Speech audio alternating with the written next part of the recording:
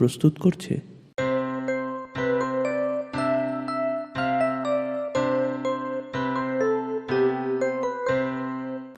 ফেলুদার গোয়েন্দাগিরি। লেখক সত্যজিৎ রায়, পাঠে উপমন্যু দাস। রাজেনবাবুকে রোজ বিকেলে মেলে আসতে দেখি। মাথার চুল সব পাকা, গায়ের রং ফর্সা, মুখের ভাব হাসি খুশি। পুরনো নেপালি আর তিব্বতী জিনিস টিনিসের যে দোকানটা আছে সেটায় কিছুক্ষণ কাটিয়ে বাইরে এসে বেঞ্চিতে আধ ঘন্টার মতো বসে সন্ধে হব হলে জলা পাহাড়ে বাড়ি ফিরে যান। আমি আবার একদিন ওর পেছন পেছন গিয়ে ওর বাড়িটাও দেখে এসেছি। গেটের কাছাকাছি যখন পৌঁছেছি হঠাৎ আমার দিকে ফিরে জিজ্ঞেস করলেন, কে হে তুমি, পিছু নিয়েছ? আমি বললাম, আমার নাম তপেশ রঞ্জন বোস, তবে এই নাও লজেন জুস, বলে পকেট থেকে সত্যিই একটা লেমন ড্রপ বার করে আমায় দিলেন। আর দিয়ে বললেন, একদিন সকালে এসো আমার বাড়িতে, অনেক মুখোশ আছে, দেখাবো। সেই রাজেনবাবুর যে এমন বিপদ ঘটতে পারে তা কেউ বিশ্বাস করবে? ফেলুদাকে কথাটা বলতেই সে খ্যাক করে উঠল। পাকামো করিস নে, কার কিভাবে বিপদ ঘটবে না ঘটবে সেটা কি মানুষকে দেখলে বোঝা যায়? আমি দস্তুর মতো রেগে গেলাম। বারে, রাজেনবাবু যে ভালো লোক সেটা বুঝি দেখলে বোঝা যায় না? তুমি তো তাকে দেখোইনি, দার্জিলিংয়ে এসে অবধি তো তুমি বাড়ি থেকে বেরোইনি। রাজেনবাবু নেপালি বস্তিতে গিয়ে গরিবদের কত সেবা করেছেন জানো? আচ্ছা বেশ বেশ, এখন বিপদটা কি শুনি। আর তুই তো কচি খোকা, সেই বিপদের কথা তুই জানলি কি করে? কচি খোকা অবশ্যই আমি মোটেই না, কারণ আমার বয়স 13.5 বছর। ফেলুদার বয়স আমার ঠিক ডবল। সত্যি বলতে কি, ব্যাপারটা আমার জানার কথা নয়। মেলে বেঞ্চিতে বসেছিলাম। আজ রবিবার, ব্যান্ড বাজাবে তাই শুনবো বলে। আমার পাশে বসেছিলেন তিনকুড়িবাবু, যিনি রাজেনবাবুর ঘর ভাড়া নিয়ে দার্জিলিংয়ে গরমের ছুটি কাটাতে এসেছেন। তিনকুড়িবাবু আনন্দবাজার পড়ছিলেন, আর আমি কোনো রকমে উঁকিঝুঁকি মেরে ফুটবলের খবরটা দেখার চেষ্টা করছিলাম। এমন সময় হাঁপাতে হাঁপাতে ফ্যাকাশে মুখ করে রাজেনবাবু এসে ধপ করে তিনকুড়িবাবুর পাশে বসে গায়ের চাদরটা দিয়ে কপালের ঘাম মুছতে লাগলেন। তিনকুড়িবাবু কাগজ বন্ধ করে বললেন, কি হলো, চড়াই উঠে এলেন নাকি? রাজেনবাবু গলা নামিয়ে বললেন, আরে না মশাই, এক ইনক্রেডিবল ব্যাপার। ইনক্রেডিবল কথাটা আমার জানা ছিল, ফেলুদা ওটা প্রায়ই ব্যবহার করে, ওর মানে অবিশ্বাস্য। তিনকুড়িবাবু বললেন, কি ব্যাপার? এই দেখুন না। রাজেনবাবু পকেট থেকে একটা ভাঁজ করা নীল কাগজ বার করে তিনকুড়িবাবুর হাতে দিলেন। বুঝতে পারলাম সেটা একটা চিঠি। আমি অবশ্যই চিঠিটা পড়িনি বা পড়ার চেষ্টাও করিনি, বরঞ্চ আমি উল্টো দিকে মুখ ঘুরিয়ে গুনগুন করে গান গেয়ে এমন ভাব দেখাচ্ছিলাম যেন বুড়োদের ব্যাপারে আমার কোনো ইন্টারেস্টই নেই। কিন্তু চিঠিটা না পড়লেও তিনকুড়িবাবুর কথা আমি শুনতে পেয়েছিলাম। সত্যি ইনক্রেডিবল, আপনার উপর কার এমন আক্রোশ থাকতে পারে যে আপনাকে এভাবে শাসিয়ে চিঠি লিখবে? রাজেনবাবু বললেন, তাই তো ভাবছি। সত্যি বলতে কি, কোনোদিন কারো অনিষ্ট করেছি বলে তো মনে পড়ে না। তিনকুড়িবাবু এবার রাজেনবাবুর দিকে ঝুঁকে ফিসফিস করে বললেন, হাটের মাঝখানে এসব ডিসকাস না করাই ভালো, বাড়ি চলুন। দুই বুড়ো উঠে পড়লেন।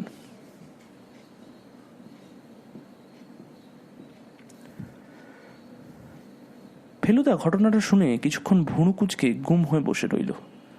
তারপর বলল, তুই তাহলে বলছিস যে একবার তলিয়ে দেখা চলতে পারে? বারে, তুমিই তো রহস্যজনক ঘটনা খুঁজছিলে।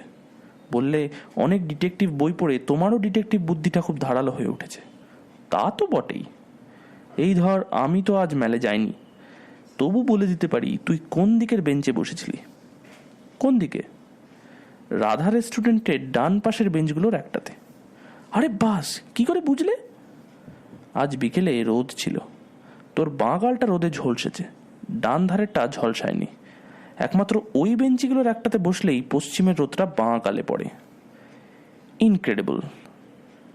যাকগে, এখন কথা হচ্ছে রাজেন মজুমদারের বাড়িতে একবার যাওয়া দরকার।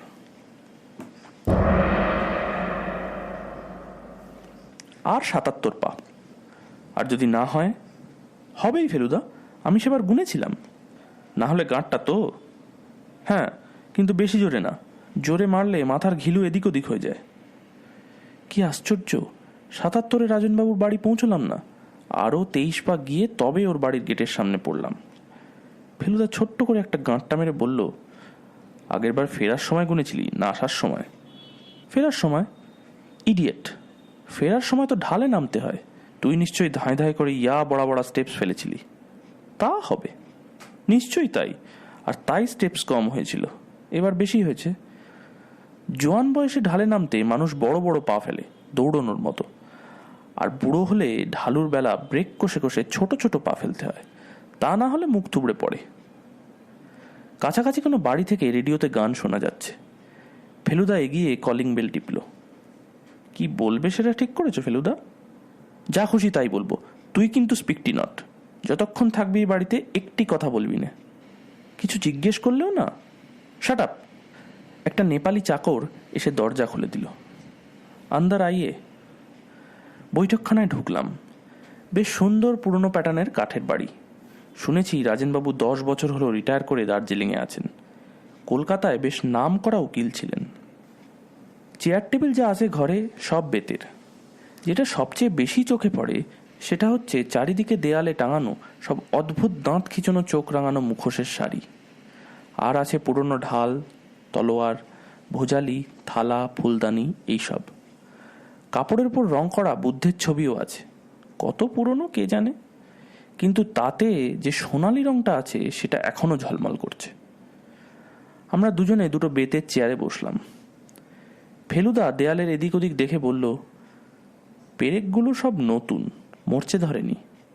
ভদ্রলোকের প্রাচীন জিনিসের শখটা বোধহয় বেশি প্রাচীন নয়। রাজেনবাবু ঘরে ঢুকলেন।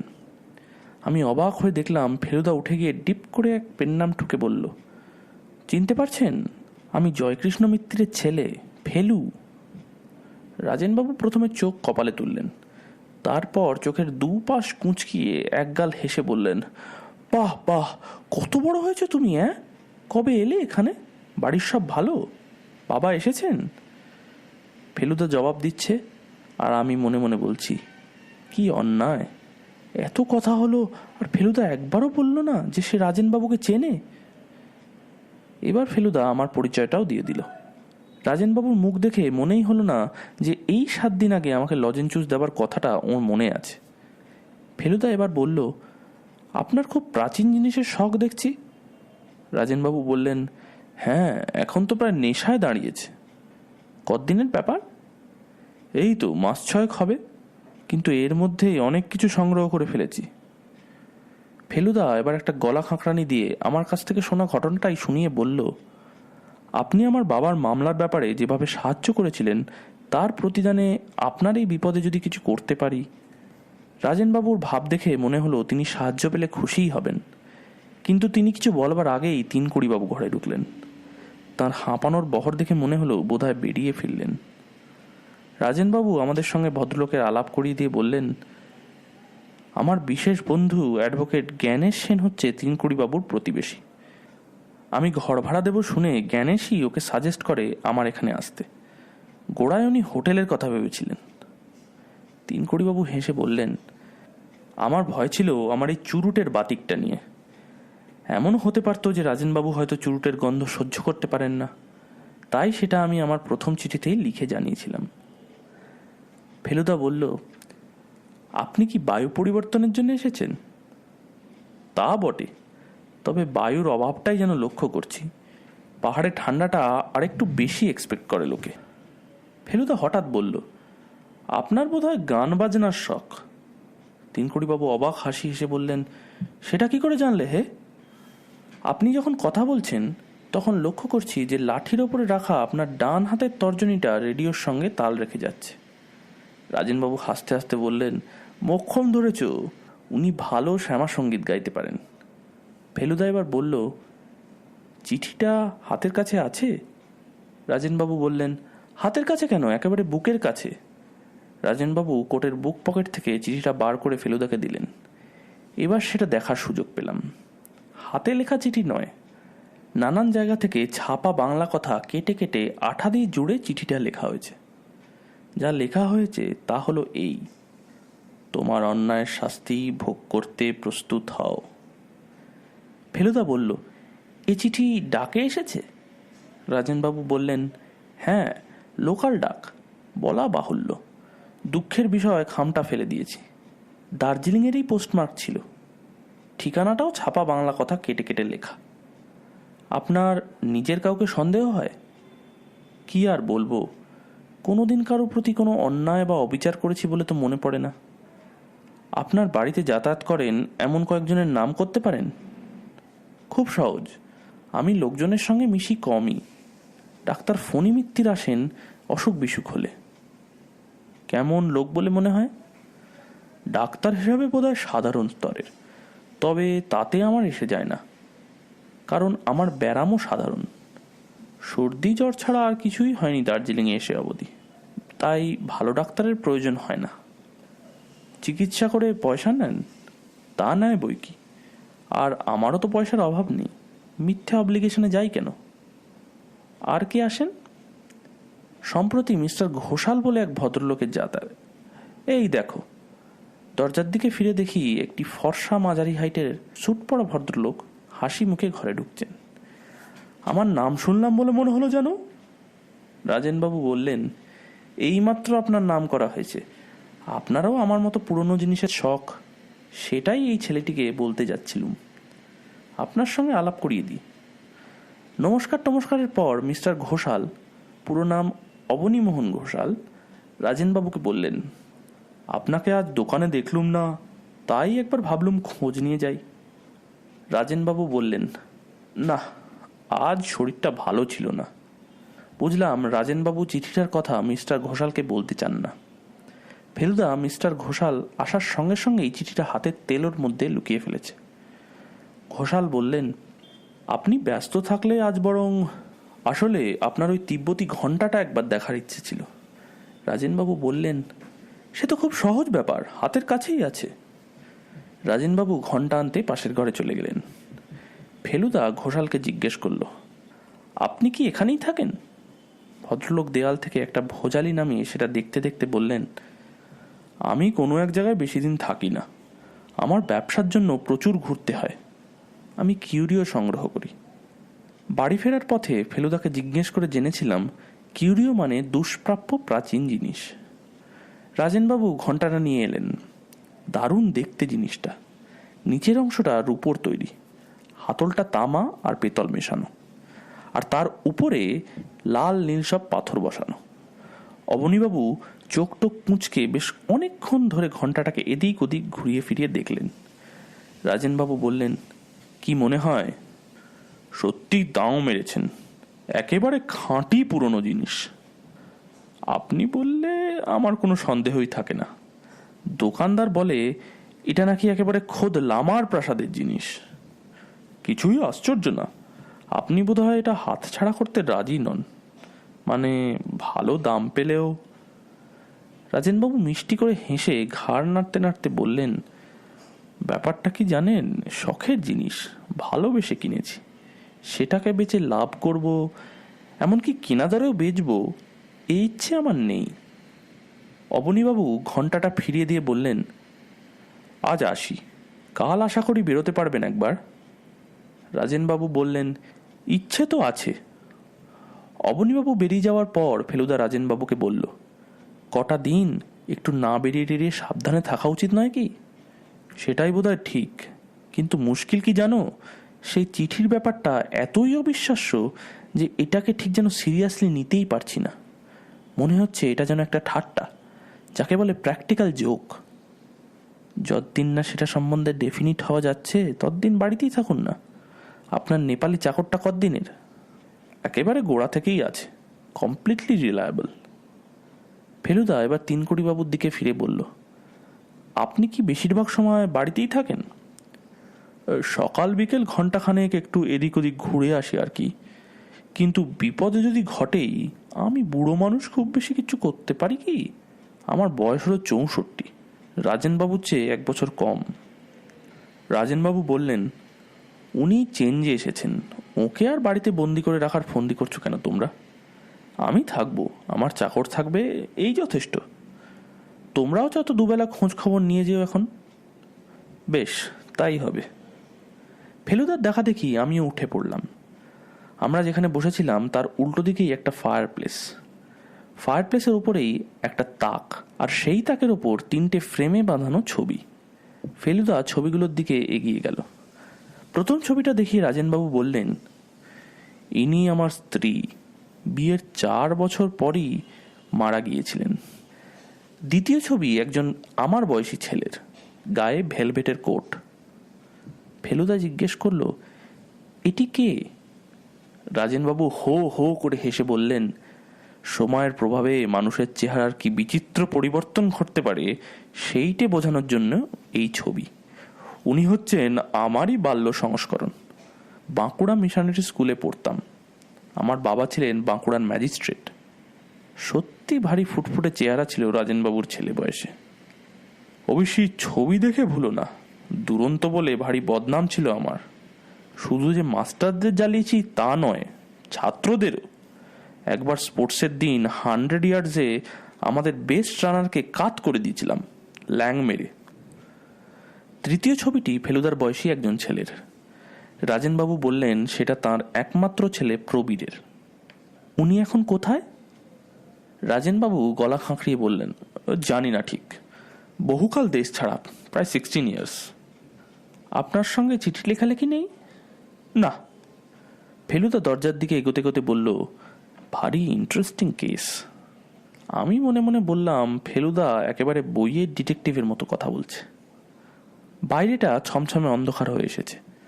জলা পাহাড়ের গায়ের বাড়িগুলোতে বাতি জ্বলে উঠেছে। পাহাড়ের নিচের দিকে চেয়ে দেখলাম রঙ্গিত উপত্যকা থেকে কুয়াশা ওপর দিকে উঠছে। রাজেনবাবু আর তিনকড়িবাবু আমাদের সঙ্গে গেট অবধি এলেন।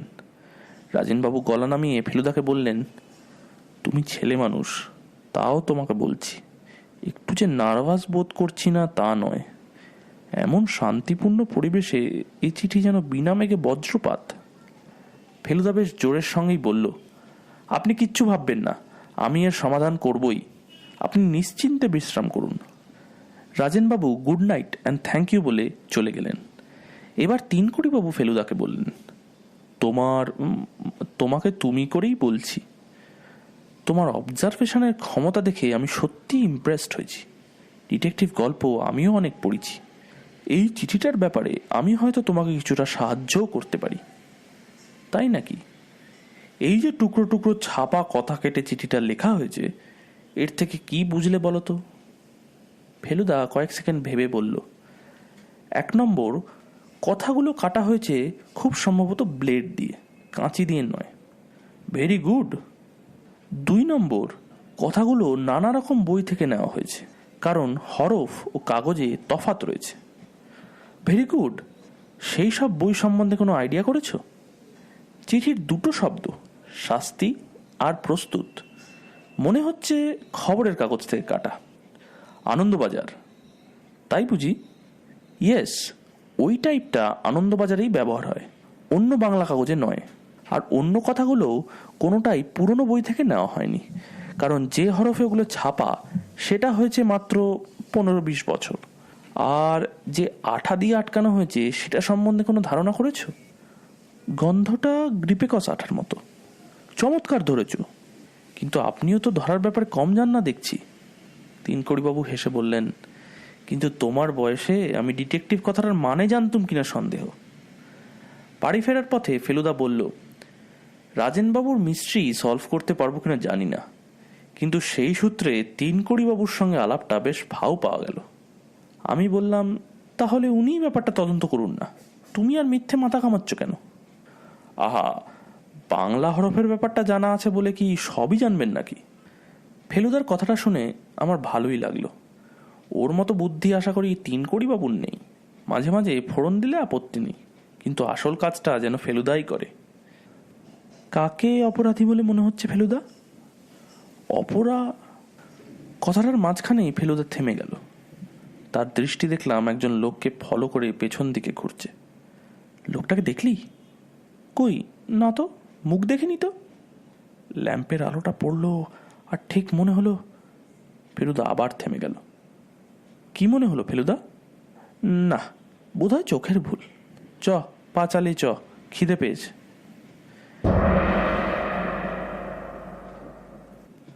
ফেলুদা হলো আমার মাস্তুতো দাদা।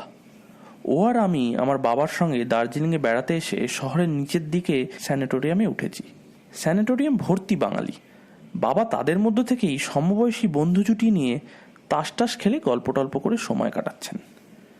আমি আর ফেলুদা কোথায় যাই, কি করি তা নিয়ে বিশেষ মাথা ঘামান না। আজ সকালে আমার ঘুম থেকে উঠতে একটু দেরি হয়েছে। উঠে দেখি বাবা রয়েছেন, কিন্তু ফেলুদার বিছানা খালি। কি ব্যাপার? বাবাকে জিজ্ঞেস করতে বললেন, ও এসে অবধি কাঞ্চনজঙ্ঘা দেখেনি। আজ দিনটা পরিষ্কার দেখে বোধহয় আগে ভাগে বেরিয়েছে। আমি কিন্তু মনে মনে আন্দাজ করছিলাম যে ফেলুদা তদন্তের কাজ শুরু করে দিয়েছে, আর সেই কাজেই বেরিয়েছে। কথাটা ভেবে ভারী রাগ হলো। আমাকে বাদ দিয়ে কিছু করার কথা তো ফেলুদার নয়। যাই হোক, আমিও মুখটুক ধুয়ে চাটা খেয়ে বেরিয়ে পড়লাম। লেডেন লা রোডে ট্যাক্সি স্ট্যান্ডের কাছাকাছি এসে ফেলুদার সঙ্গে দেখা হয়ে গেল। আমি বললাম, বারে তুমি আমায় ফেলে বেরিয়েছ কেন? শরীরটা ম্যাচ ম্যাচ করছিল, তাই ডাক্তার দেখাতে গেছিলাম। ফণি ডাক্তার? তোরও একটু একটু বুদ্ধি খুলেছে দেখছি। দেখালে? 4 টাকা ভিজিট নিল, আর একটা ওষুধ লিখে দিল। ভালো ডাক্তার? অসুখ নেই তাও পরীক্ষা করে ওষুধ দিচ্ছে। কেমন ডাক্তার বুঝে দেখ। তারপর বাড়ির যা চেহারা দেখলাম তাতে পসার যে খুব বেশি তাও মনে হয় না। তাহলে উনি কখনোই চিঠিটা লেখেননি। কেন? গরিব লোকের অত সাহস হয়? তার টাকার দরকার হলে হয় বই কি, কিন্তু চিঠিতে তো টাকা চায়নি। ওইভাবে খোলাখুলি বুঝি কেউ টাকা চায়? তবে রাজেনবাবুর অবস্থা কাল কীরকম দেখলি বলতো? কেমন যেন ভীতু ভীতু। ভয় পেয়ে মনের অসুখ হতে পারে, সেটা জানিস? তা তো পারি। আর মনের অসুখ থেকে শরীরের অসুখ, তাও হয় বুঝি? ইয়েস। আর শরীরের অসুখ হলে ডাক্তার ডাকতে হবে, সেটা আশা করি তোর মতো ক্যাবলারও জানা আছে। ফেলুদার বুদ্ধি দেখে আমার প্রায় নিঃশ্বাস বন্ধ হয়ে এলো। অবশ্যই ফণি ডাক্তার যদি সত্যি এত সব ভেবে টেবে চিঠিটা লিখে থাকে, তাহলে ওরও বুদ্ধি সাংঘাতিক বলতে হবে। ম্যালের মুখে ফোয়ারার কাছাকাছি যখন এসেছি তখন ফেলুদা বলল, কিউরিও সম্বন্ধে একটা কিউরিওসিটি বোধ করছি। কিউরিওর মানে আগেই শিখেছিলাম, আর কিউরিওসিটি মানে যে কৌতূহল সেটা স্কুলেই শিখেছি। আমাদের ঠিক পাশেই নেপাল কিউরিও শপ। রাজেনবাবু আর অবনীবাবু এখানেই আসেন। ফেলুদা শটান দোকানের ভেতর গিয়ে ঢুকল। দোকানদারের গায়ে ছাই রঙের কোট, গলায় মাফলার আর মাথায় সোনালি কাজ করা কালো টুপি। ফেলুদাকে দেখে হাসি হাসি মুখ করে এগিয়ে এলো। দোকানের ভেতরটা পুরনো জিনিসপত্রে গিজগিজ করছে। আলোও বেশি নেই, আর গন্ধটাও যেন সেকেলে। ফেলুদা এদিক ওদিক তাকিয়ে গম্ভীর গলায় বলল, ভালো পুরনো থাঙ্কা আছে? এই পাশের ঘরে আসুন, ভালো জিনিস তো বিক্রি হয়ে গেছে সব, তবে নতুন মাল আবার কিছু আসছে। পাশের ঘরে যাবার সময় আমি ফেলুদার কানের কাছে মুখ নিয়ে গিয়ে বললাম, থাঙ্কা কি জিনিস? ফেলুদা দাঁতে দাঁত চেপে বলল, দেখতেই তো পাবি। পাশের ঘরটা আরও ছোট, যাকে বলে একেবারে ঘুপচি। দোকানদার দেয়ালে ঝোলানো সিল্কের ওপর আঁকা একটা বুদ্ধের ছবি দেখিয়ে বলল, এই একটাই ভালো জিনিস আছে, তবে একটু ড্যামেজড। একেই বলে থাঙ্কা? এই জিনিস তো রাজেনবাবুর বাড়িতে অনেক আছে। ফেলুদা ভীষণ বিজ্ঞের মতো থাঙ্কাটার গায়ের ওপর চোখ ঠেকিয়ে উপর থেকে নিচ অবধি প্রায় 3 মিনিট ধরে দেখে বলল, এটার বয়স তো 70 বছরের বেশি বলে মনে হচ্ছে না। আমি অন্তত 300 বছরের পুরনো জিনিস চাইছি। দোকানদার বলল, আমরা আজ বিকেলে কিন্তু 1 লট মাল পাচ্ছি, তার মধ্যে ভালো থাঙ্কা পাবেন। আজই পাচ্ছেন? আজই। এই খবরটা তাহলে রাজেনবাবুকে জানাতে হয়। মিস্টার মজুমদার, ওনার তো জানা আছে, রেগুলার খদ্দের যে 2-3 জন আছেন তারা সকলেই নতুন মাল দেখতে বিকেলে আসছেন। অবনীবাবু খবরটা পেয়ে গেছেন? মিস্টার ঘোষাল? জরুর। আর বড় খদ্দের কে আছে আপনাদের? আর আছেন মিস্টার গিলমোর, চা বাগানের ম্যানেজার, সপ্তাহে 2 দিন বাগান থেকে আসেন। আর মিস্টার নাওলাখা, উনি এখন সিকিমে। বাঙালি আর কেউ নেই?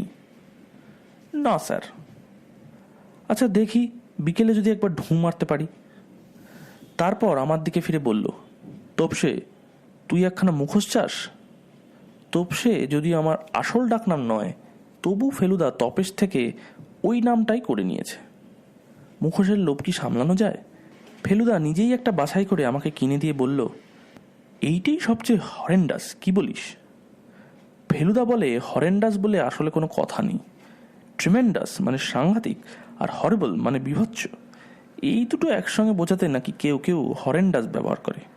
মুখোশটা সম্বন্ধে যে ওই কথাটা দারুণ খাটে সে বিষয়ে কোনো সন্দেহ নেই। দোকান থেকে বেরিয়ে ফেলুদা আমার হাত ধরে কি একটা বলতে গিয়ে হঠাৎ থেমে গেল। এবারেও দেখি ফেলুদা একজন লোকের দিকে দেখছে। বোধহয় কাল রাতে যাকে দেখেছিল সেই লোকটাই। বয়স আমার বাবার মতো, মানে 40-42। গায়ের রং ফর্সা, চোখে কালো চশমা। যে স্যুটটা পরেছে সেটা দেখে মনে হয় খুব দামি। ভদ্রলোক ম্যালের মাঝখানে দাঁড়িয়ে পাইপ ধরাচ্ছেন।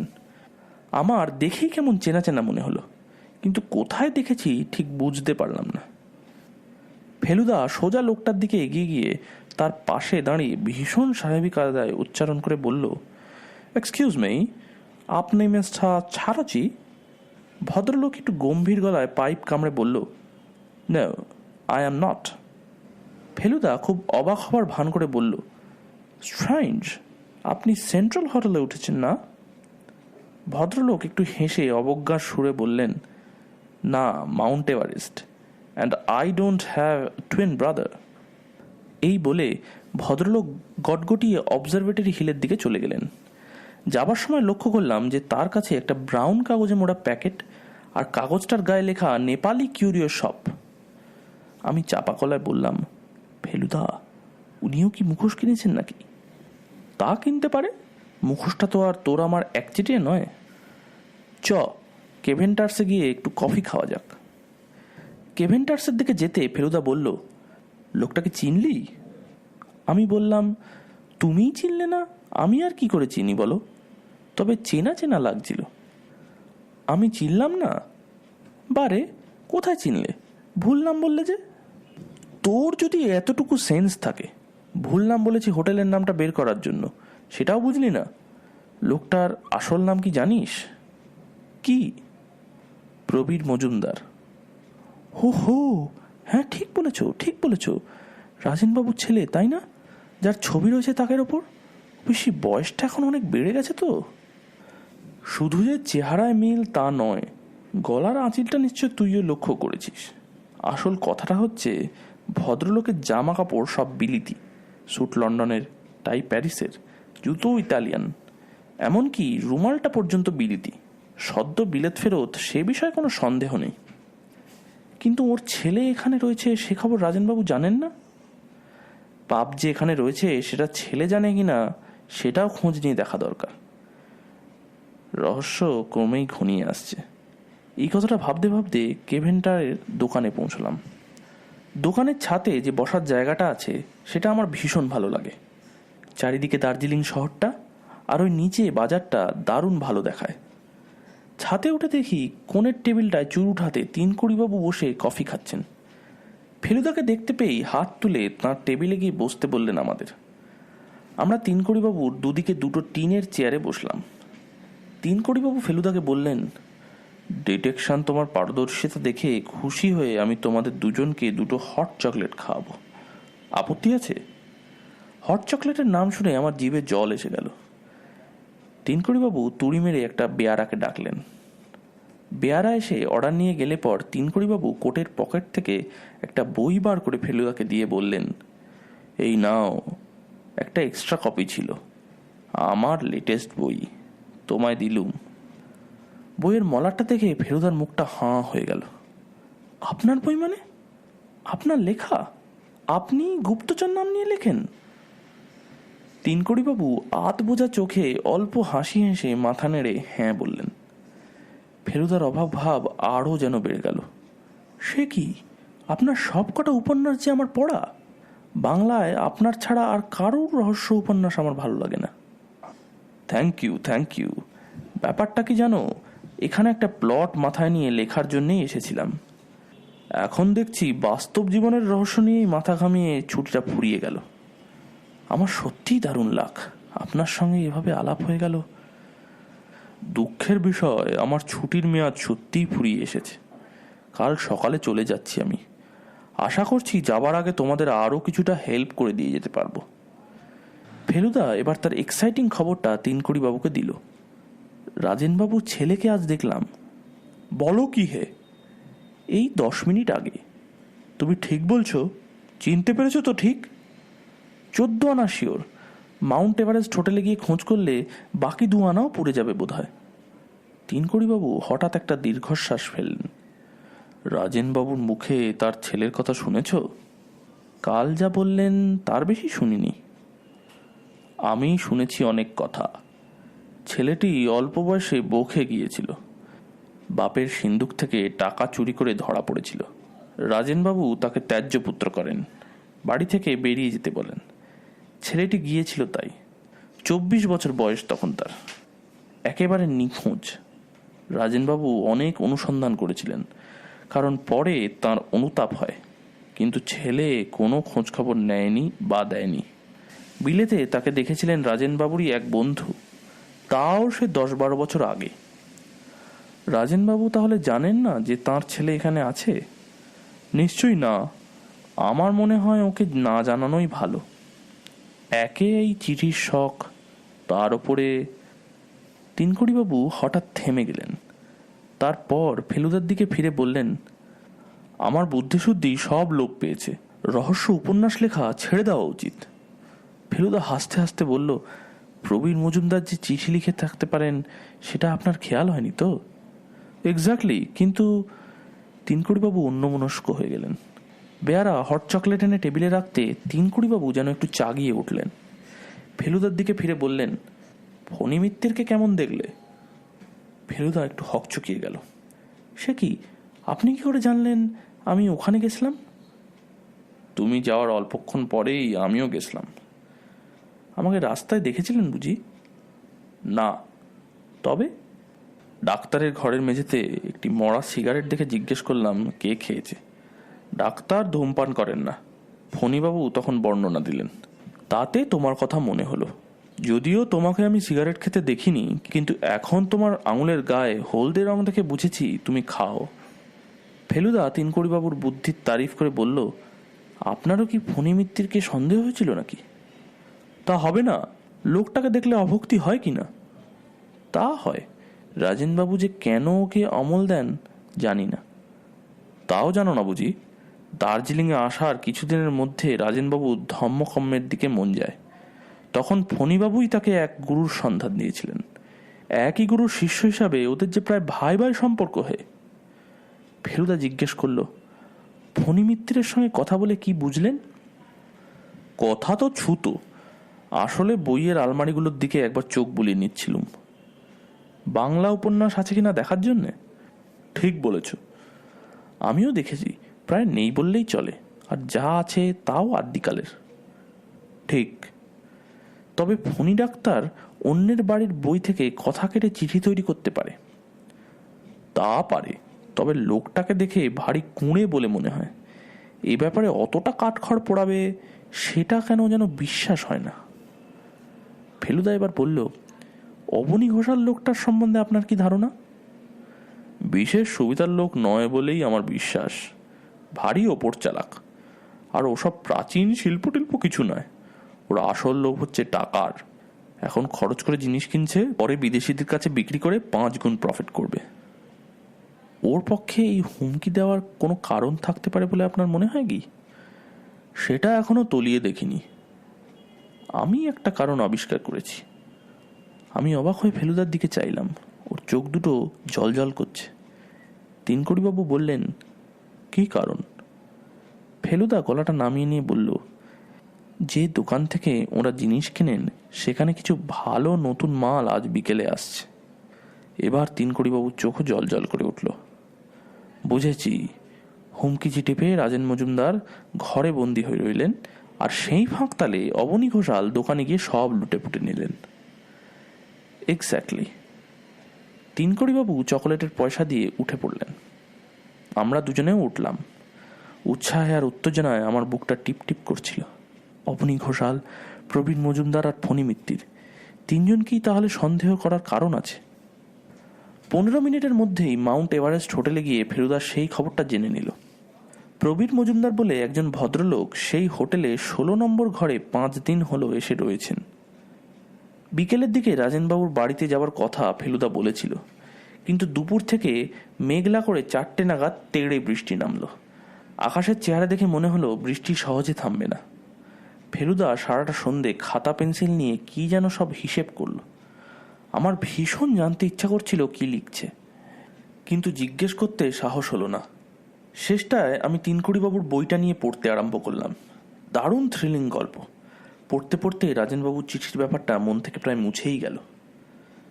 8টা নাগাদ বৃষ্টি থামল, কিন্তু তখন এত শীত যে বাবা আমাদের বেরোতে দিলেন না। পরদিন ভোরবেলা ফেলুদার ধাক্কা চোটে ঘুম ভাঙল। ওঠ ওঠ, এই তপসে ওঠ। আমি ধর্মড়িয়ে উঠে পড়লাম।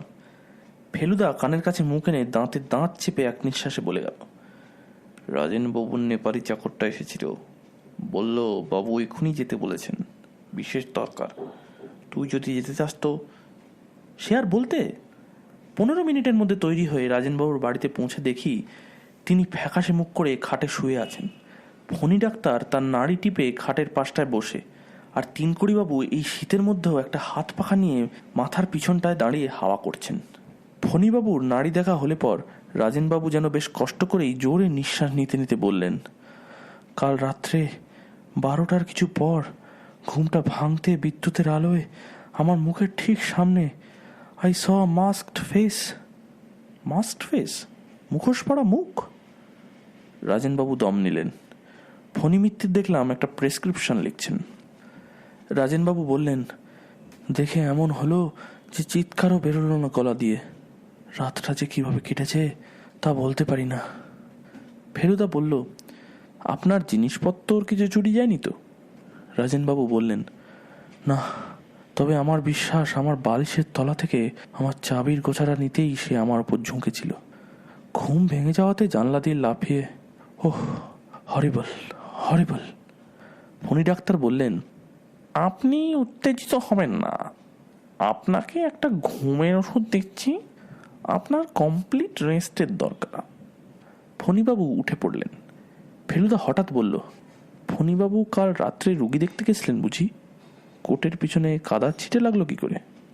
ফণিবাবু তেমন কিছু না ঘাবড়িয়ে বললেন, ডাক্তারের লাইফ তো জানেনি, আর্তের সেবায় যখন জীবনটাই উৎসর্গ করেছি, তখন ডাক যখনই আসুক না কেন বেরোতেই হবে, সে ঝড়ই হোক আর বৃষ্টিই হোক আর বরফই পড়ুক। ফণিবাবু তাঁর পাওনা টাকাটা নিয়ে চলে গেলেন।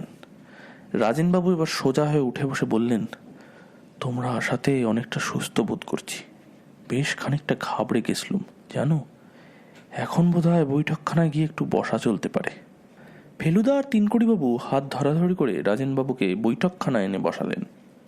তিনকুড়িবাবু বললেন, স্টেশনে ফোন করেছিলুম যদি যাওয়াটা 2-1 দিন পেছানো যায়।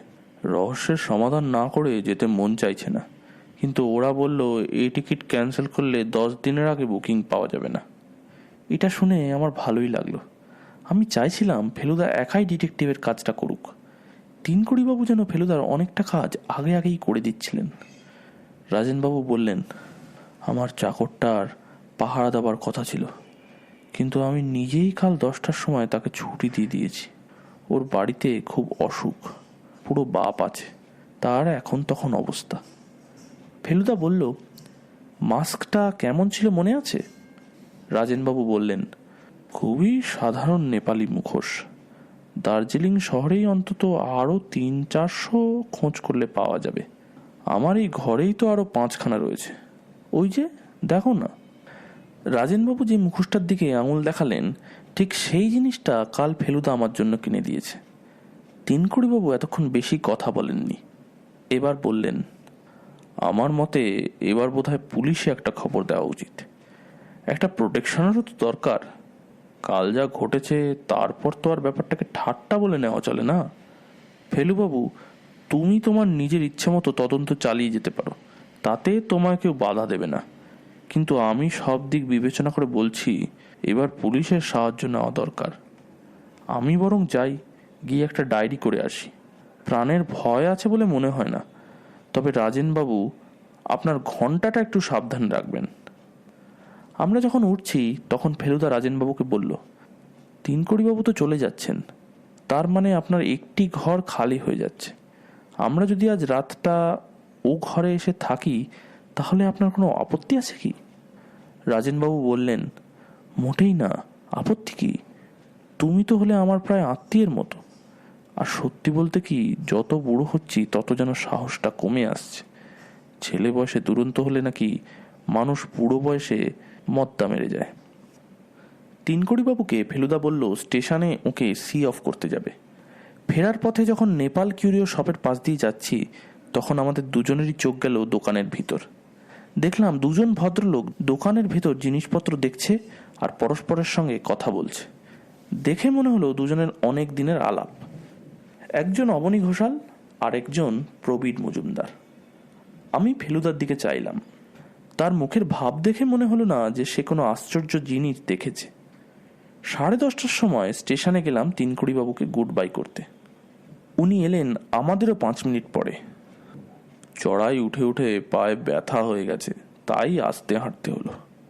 সত্যিই ভদ্রলোক একটু খোঁড়াচ্ছিলেন। নীল রঙের ফার্স্ট ক্লাস কামরায় উঠে তিনকড়িবাবু তাঁর অ্যাটাচ কেস খুলে একটা ব্রাউন কাগজের প্যাকেট ফেলুদাকে দিলেন। এটা কিনতেও একটু সময় লাগলো। রাজেনবাবু তো আর কিউরিওর দোকানে যেতে পারলেন না, অথচ কাল সত্যিই অনেক ভালো জিনিস এসেছে। তার থেকে একটা সামান্য জিনিস বাছাই করে ওর জন্য এনেছি। তোমরা আমার নাম করে শুভেচ্ছা জানিয়ে ওকে দিয়ে দিও। ফেলুদা প্যাকেটটা নিয়ে বলল, আপনার ঠিকানা দিয়ে গেলেন না? মিস্ট্রিটা সলভ করে আপনাকে জানিয়ে দেবো ভাবছিলাম যে। তিনকড়িবাবু বললেন, আমার প্রকাশকের ঠিকানাটা আমার বইতেই পাবে, তার কেয়ারে লিখলেই চিঠি আমার কাছে পৌঁছে যাবে। Good luck. ট্রেন ছেড়ে দিল। ফেলুদা আমাকে বলল, লোকটা বিদেশে জন্মালে দারুণ নাম আর পয়সা করত। পরপর এতগুলো ভালো রহস্য উপন্যাস খুব কম লোকেই লিখেছে। সারাদিন ধরে ফেলুদা রাজেনবাবুর ব্যাপারটা নিয়ে নানান জায়গায় ঘোরাফেরা করলো। আমি অনেক করে বলতেও আমাকে সঙ্গে নিল না। সন্ধেবেলা যখন রাজেনবাবুর বাড়ি যাচ্ছি তখন ফেলুদাকে বললাম, কোথায় কোথায় গেলে সেইটি অন্তত বলবে তো। ফেলুদা বলল, 2 বার মাউন্ট এভারেস্ট হোটেল, 1 বার ফণি মিত্রের বাড়ি, 1 বার নেপাল কিউরিও শপ, 1 বার লাইব্রেরি, আর এছাড়াও আরও কয়েকটা জায়গা। ও, আর কিছু জানতে চাস? অপরাধীকে বুঝতে পেরেছ? এখনো বলার সময় আসেনি। কাউকে সন্দেহ করেছ? ভালো ডিটেকটিভ হলে প্রত্যেককেই সন্দেহ করতে হয়। প্রত্যেককে মানে? এই ধর তুই। আমি? যার কাছে এই মুখোশ আছে সেই সন্দেহের পাত্র, সে যে লোকই হোক। তাহলে তুমিই বা বাদ যাবে কেন? বেশি বাজে বকিস নি। বারে, তুমি তো রাজেনবাবুকে আগে চিনতে, সে কথা তো গোড়ায় বলনি। তার মানে সত্য গোপন করেছ। আর আমার মুখোশ তো ইচ্ছা করলে তুমিও ব্যবহার করতে পারো, হাতের কাছেই থাকে। Shut up, shut up. রাজেনবাবুকে এবেলা দেখে তবু অনেকটা ভালো লাগলো। কেমন আছেন জিজ্ঞেস করতে বললেন, দুপুরের দিকটা বেশ ভালো বোধ করছিলাম। যত সন্ধে হয়ে আসছে ততই যেন কেমন অস্বস্তি লাগছে। ফেলুদা তিনকড়িবাবুর দেওয়া প্যাকেটটা রাজেনবাবুকে দিল। সেটা খুলে তার থেকে একটা চমৎকার বুদ্ধের মাথা বেরোলো। সেটা দেখে রাজেনবাবুর চোখ ছলছল করে এলো। ধরা গলায় বললেন, খাসা জিনিস, খাসা জিনিস। ফেলুদা বলল, পুলিশ থেকে লোক এসছিল? আর বলো না, এসে 32 রকম জেরা করলে। কদ্দূর কি হদিশ পাবে জানি না, তবে আজ থেকে বাড়িটা ওয়াচ করার জন্য লোক থাকবে, সেই যা নিশ্চিন্তি। সত্যি বলতে কি, তোমরা হয়তো না এলেও চলতো। ফেলুদা বলল, স্যানিটোরিয়ামে বড্ড গোলমাল, এখানে হয়তো চুপচাপ আপনার কেসটা নিয়ে একটু ভাবতে পারবো। রাজেনবাবু হেসে বললেন, আর তাছাড়া আমার চাকরটা খুব ভালো রান্না করে, আজ মুরগির মাংস রাঁধতে বলেছি। স্যানিটোরিয়ামে অমনটি খেতে পাবে না। রাজেনবাবু আমাদের ঘরটা দেখিয়ে দিয়ে নিজের ঘরে চলে গেলেন। ফেলুদা শটান খাটের ওপর শুয়ে পড়ে একটা সিগারেট ধরিয়ে কড়িকাঠের দিকে তাক করে পরপর 5টা ধোঁয়ার রিং ছাড়ল। তারপর আধবোঝা চোখে বেশ কিছুক্ষণ চুপ করে থেকে বলল, ফণি মিত্তির কাল সত্যিই রুগী দেখতে গিয়েছিলেন। কার্ট রোডে একজন ধনী পাঞ্জাবি ব্যবসায়ীর বাড়ি। আমি খোঁজ নিয়েছি, 11:30 থেকে 12:30 অবধি ওখানে ছিলেন। তাহলে ফণী মিত্তির অপরাধী নন। ফেলুদা আমার কথার জবাব না দিয়ে বলল, প্রবীর মজুমদার 16 বছর ইংল্যান্ডে থেকে বাংলা প্রায় ভুলেই গেছেন। তাহলে ওই চিঠি ওর পক্ষে লেখা সম্ভব নয়। আর ওর টাকার কোনো অভাব নেই। তাছাড়া দার্জিলিংয়ে এসেও লেবংয়ের ঘোড়দৌড়ের বাজিতে উনি অনেক টাকা করেছেন। আমি দম আটকে বসে রইলাম। ফেলুদার আরও কিছু বলার আছে সেটা বুঝতে পারছিলাম। আধখাওয়া জ্বলন্ত সিগারেটটা ক্যারামের ঘুঁটি মারার মতো করে প্রায় 10 হাত দূরের জানলা দিয়ে বাইরে ফেলে দিয়ে ফেলুদা বলল, আজ চা বাগানের গিলেমোর সাহেব দার্জিলিংয়ে এসেছে। প্লান্টার্স ক্লাবে গিয়ে ওর সঙ্গে দেখা করেছিলাম। লামার প্রাসাদের আসল ঘণ্টা একটাই আছে, আর সেটা গিলেমোরের কাছে। রাজেনবাবুরটা নকল। অবনী ঘোষাল সেটা জানে। তাহলে রাজেনবাবুর ঘণ্টা তেমন মূল্যবান নয়? না। আর অবনী ঘোষাল কাল রাত্রে একটা পার্টিতে প্রবীর মজুমদারের সঙ্গে রাত 9টা থেকে ভোর 3টে অবধি মাতলামি করেছে। ও, আর মুখোশ পরা লোকটা এসেছিল 12টার কিছু পরেই। হ্যাঁ। আমার বুকের ভেতরটা কেমন খালি খালি লাগছিল। বললাম, তাহলে? ফেলুদা কিছু না বলে একটা দীর্ঘশ্বাস ফেলে খাট থেকে উঠে পড়ল। ওর ভুরু দুটো যে এতটা কুঁচকোতে পারে তা আমার জানাই ছিল না। কয়েক সেকেন্ড চুপ করে দাঁড়িয়ে থেকে কি যেন ভেবে ফেলুদা বৈঠকখানার দিকে চলে গেল। যাবার সময় বলল, একটু একা থাকতে চাই, ডিস্টার্ব করিস না। কি আর করি, এবার ওর জায়গায় আমি বিছানায় শুলাম। সন্ধে হয়ে আসছে। ঘরের বাতিটা জ্বালতে ইচ্ছা করল না। খোলা জানলা দিয়ে অবজারভেটরি হিলের দিকটায় অন্যান্য বাড়ির আলো দেখতে পাচ্ছিলাম। বিকেলে ম্যাল থেকে একটা গোলমালের শব্দ পাওয়া যায়। এখন সেটা মিলিয়ে আসছে। একটা ঘোড়ার খুঁড়ের আওয়াজ পেলাম। দূর থেকে কাছে এসে আবার মিলিয়ে গেল। সময় চলে যাচ্ছে। জানলা দিয়ে শহরের আলো কেমন যেন ঝাপসা হয়ে আসছে। বোধহয় কুয়াশা হচ্ছে। ঘরের ভেতরটা এখন আরো অন্ধকার।